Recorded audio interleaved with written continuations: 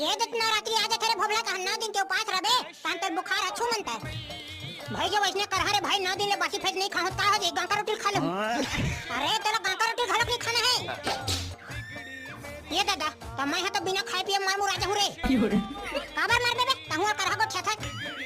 वाह तो बने कहा था भाई पकलो जब 9 दिन ले खाना पीना नहीं खाऊं तो मैं तो खोला बराबर सुखा के मर जाऊं तो सेब तेरा खाक जियत मेरी मेरे तहुआ करहा को छथा